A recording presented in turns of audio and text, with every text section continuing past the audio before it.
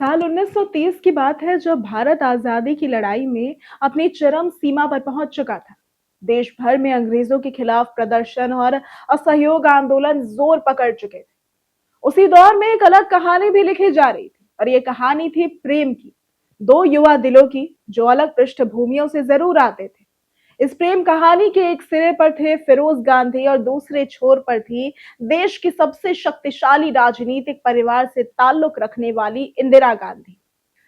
जी हाँ, इंदिरा गांधी की उम्र उस वक्त कुछ 16 वर्ष थी जब फिरोज गांधी ने उन्हें शादी का प्रस्ताव भेजा था। हालांकि शुरुआत में इंदिरा और उनकी मां ने यह प्रस्ताव अस्वीकार कर दिया था, वो भी ये कहकर कि इंदिरा अभी बहुत छोटी है। लेकिन प्रेम की ताकत और समझदारी ने अंततः इसे एक अद्भुत यात्रा में बदल दिया।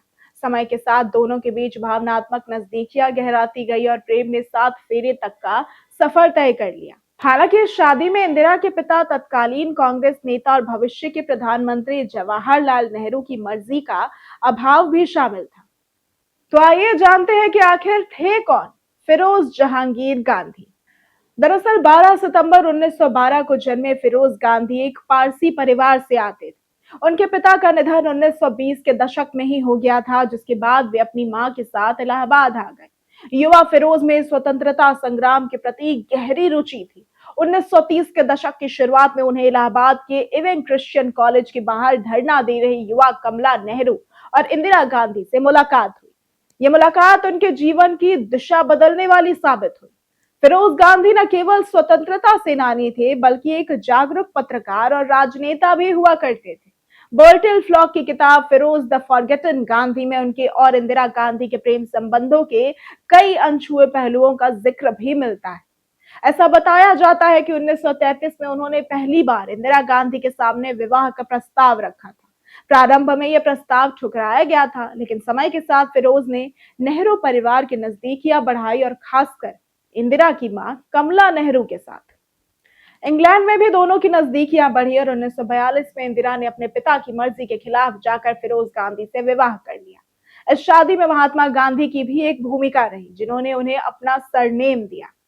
जी हाँ, इस जोड़े ने न केवल व्यक्तिगत जीवन में बल्कि देश की आजादी की लड़ाई में भी महत्वपूर्ण भूमिका निभाई थी। भारत छोड़ो आंदोलन के दौरान इंदिरा और फिरोज दोनों जेल गए थे। उनके वैवाहिक जीवन में उतार चढ़ाव भी आए, लेकिन उनके दो पुत्र राजीव और संजय ने इस परिवार की विरासत को आगे बढ़ाने का काम किया।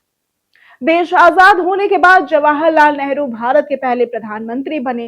राजनीति में भी फिरोज गांधी ने अपनी अलग पहचान बनाई। 1952 के पहले आम चुनाव में उन्होंने रायबरेली निर्वाचन क्षेत्र का प्रतिनिधित्व किया और उन्होंने अपनी राजनीतिक यात्रा में अपनी ससुराल की सरकार की आलोचना भी की और भ्रष्टाचार के खिलाफ अभियान भी चलाया।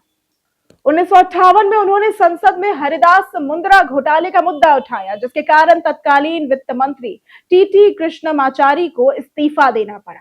लेकिन इस जीवन यात्रा को एक दुखद मोड़ भी आया जब 1958 में उन्हें दिल का दौरा पड़ा और 8 सितंबर 1960 को वे दिल्ली के वेलिंगटन अस्पताल में 48 वर्ष की आयु में ही उनका निधन हो गया।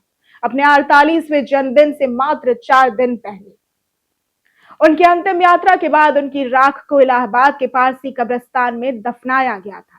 फिरोज गांधी न केवल एक सच्चे स्वतंत्रता सेनानी और जिम्मेदार राजनेता हुआ करते थे, बल्कि उनकी प्रेम कहानी भी भारतीय राजनीति की सबसे दिलचस्प और चर्चित कहानियों में से एक है। इंदिरा और फिरोज का जीवन ये सिखाता है कि व्यक्तिगत प्रेम और राजनीतिक जिम्मेदारी दोनों को संयोग और साहस के साथ निभाया जा सकता है। उनके योगदान और प्रेम की कहानी आज भी लोगों के दिलों में जीवित है। तो अगर आपको आज की ये वीडियो पसंद आई हो तो इस वीडियो को लाइक करें, ज्यादा से ज्यादा शेयर करें और हमारे चैनल को सब्सक्राइब करना ना भूलें। आज के लिए सिर्फ इतना ही। वीडियो हमारे साथ बने रहने के लिए धन्यवाद।